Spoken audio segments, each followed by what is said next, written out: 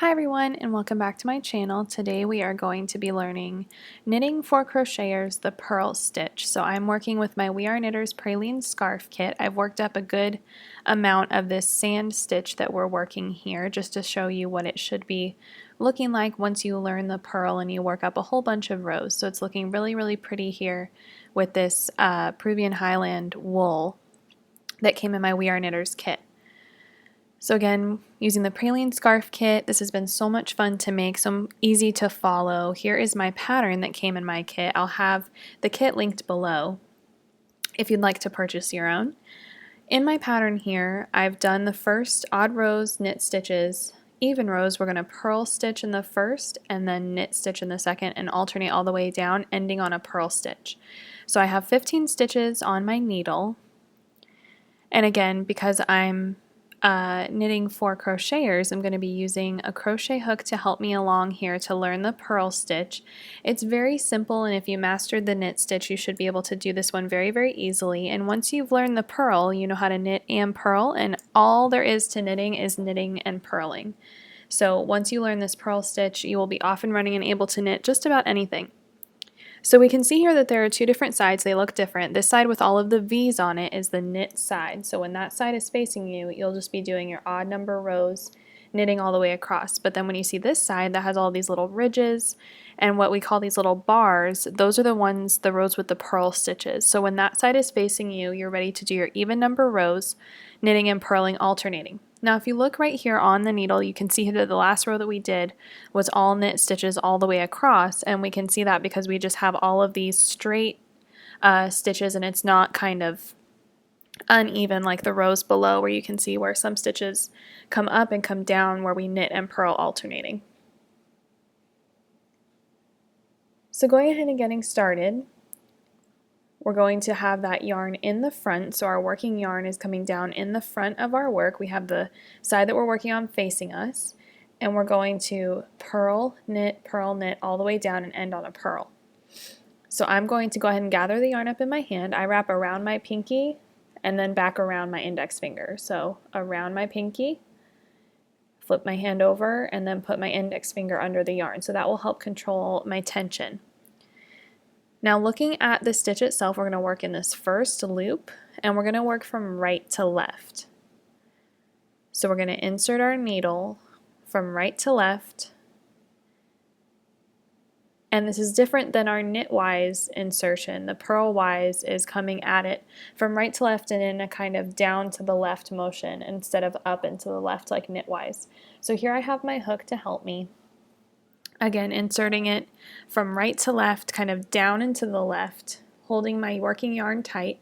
Now I'm going to yarn over, and remember in knitting we yarn over the opposite way as crochet, so yarn over the front, not around the back as we do in crochet, and then we're going to just tuck that yarn down and in front. So I'll do that again. Insert, yarn over around the front, and then that yarn is just going to pull down right in front, and you can see how my index finger is pushing this yarn down and controlling the tension, and my yarn should be right there in front of the work. So then at this point you want to hold on to that loop that's on the hook or the needle and just slide it down and back up the back side of the needle. So I'll do that again. Gather up the yarn in your hand, insert your hook purlwise, yarn over from front to back, push it down in front using that index finger, hold on with your right index finger, and come right down, straight down, and then we're going to pop right up through the back. So we're not actually moving the yarn at all here, we're just kind of switching front to back. Don't manipulate the way you twist your hook or needle, just pop down and then come right up the back. Now we're going to slip that loop off of our left hand needle, and that is a purl stitch, so one purl is done. Now moving on, in our pattern we should be knitting the next stitch. We should do a knit stitch, but just for the sake of teaching the purl, I'm going to purl one more time. So we insert purlwise, yarn over from front to back, push that yarn down with our left index finger, hold down with your right index finger and pop down and back up through the back, slip that loop off of the needle. So now we have two purl stitches. Now I'm going to undo this, take out your hook, and slip that back onto the needle. I'm going to get rid of my hook here. I'm going to practice with my needles. Now that I've kind of gotten the hang of things and I have that hook on the end to help me along and get the gist of this stitch, coming back in with my needle, I'm going to purl, insert the needle purlwise, yarn over front to back, push down with your index, hold down the stitch with your other index finger, and pop down and back, and slip that loop off of the left hand needle. So we've purled one. Now, this next stitch we're going to need to do the knit stitch. Now with the knit stitch we need our working yarn coming from the back of our needles. So I'll show you again here what I did. I purled one, and then to get ready for the knit stitch I'm just bringing my working yarn behind. And I'm going to go ahead and insert my needle knitwise, yarn over front to back, hold on to that stitch, come up the front, and slip off. That's a basic knit stitch, so I've purled one and knitted one. Now to purl one again, I'm going to bring my working yarn to the front because this next stitch is a purl, and we always want our working yarn at the front for a purl.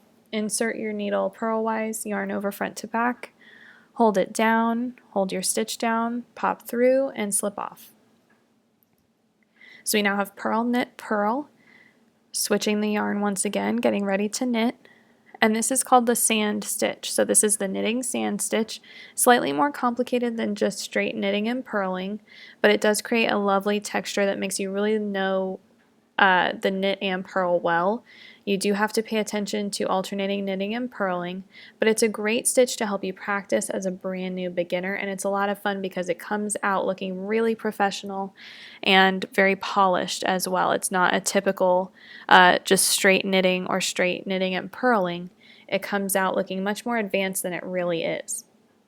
So here I am purling once again. Again, you just want to alternate purl, knit, all the way down, and you should end on a purl. If you need to pause and rewind this video to watch what I'm doing a little bit more slowly, or if you need to reference the crochet cast on or the Crocheters knit stitch video, I will have those linked below as well to help you. The last video in this series is going to be the crochet cast off. So once we finish up our scarf and we've worked through almost all of the yarn, I'll be filming how to cast off for crocheters or for very beginning knitters, and I'll be showing you what my scarf looks like all finished.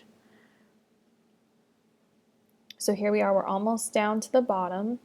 We have a purl, a knit, and a purl left.